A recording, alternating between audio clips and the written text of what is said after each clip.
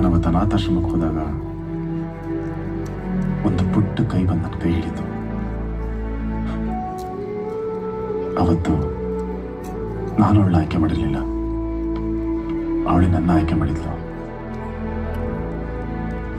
ಅವಳು ಬರೀ ನನ್ನ ಮನೆಗೆ ಬರಲಿಲ್ಲ, ಅವಳೇ ನನ್ನ ಪ್ರಪಂಚ ಆದ್ಲು. ಇವತ್ತು ನನ್ನ ಪ್ರಪಂಚನೇ ವಾಪಸ್ ಕೊಡಿ ಅಂತಿದ್ದಾರೆ. ಹೇಗೆ ಕೊಡ್ಲಿ ಸರ್? ಈಗ ಒಂದು ವೇಳೆ ನಿಮ್ಮ ಮಗಳೇ ಅವ್ರ ತಾಯಿನ ಆಯ್ಕೆ ಮಾಡ್ಕೊಂಡ್ರೆ ಏನು ಮಾಡ್ತೀರಾ? ಬಿಟ್ಕೊಟ್ಬಿಡ್ತೀನಿ ಸರ್.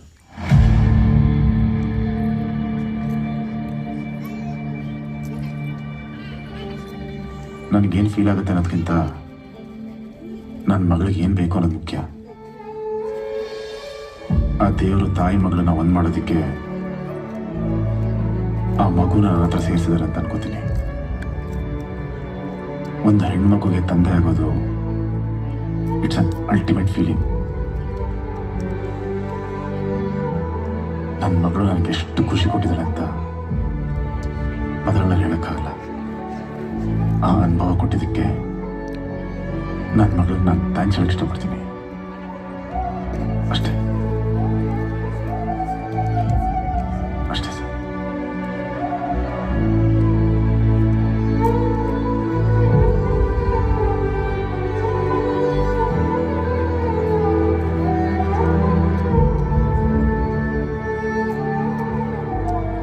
ಮಗು ಕರ್ಕೊಂಡು ಬನ್ನಿ.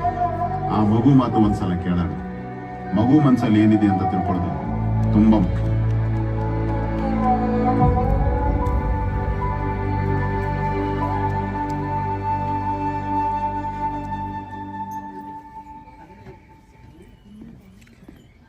ಹಾಯ್ ನಿಧಿ.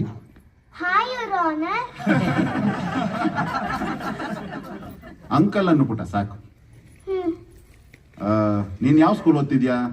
ಸ್ಕಲ್ವಿ ಇಂಟರ್ನ್ಯಾಷನಲ್. ಗುಡ್. ನಿಧಿ, ನಾವಿಲ್ಲಿ ಏನಕ್ಕೆ ಬಂದಿದೀವಿ ಅಂತ ಗೊತ್ತಾ? ಗೊತ್ತು. ನಾನ್ ಪಪ್ಪ ಜೊತೆ ಇರ್ಬೇಕಾ ಅಥವಾ ಶ್ರುತಿ ಮಮ್ಮಿ ಜೊತೆ ಇರ್ಬೇಕಾ ಅಂತ.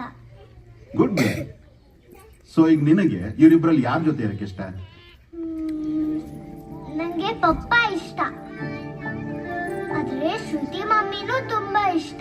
ಅವರು ತುಂಬಾ ಒಳ್ಳೆಯವರೇ, ನನ್ನ ತುಂಬಾ ಪ್ರೀತಿ ಮಾಡ್ತಾರೆ. ಶ್ರುತಿ ಮಮ್ಮಿ ಮನೆಯಲ್ಲಿ ಆಟ ಆಡಕ್ಕೆ ಸ್ವಿಮ್ಮಿಂಗ್ ಪೂಲ್ ಇದೆ, ಅಜ್ಜಿ ಇದ್ದಾರೆ, ನಕುಲ್ ಅಂಕಲ್ ಇದ್ದಾರೆ.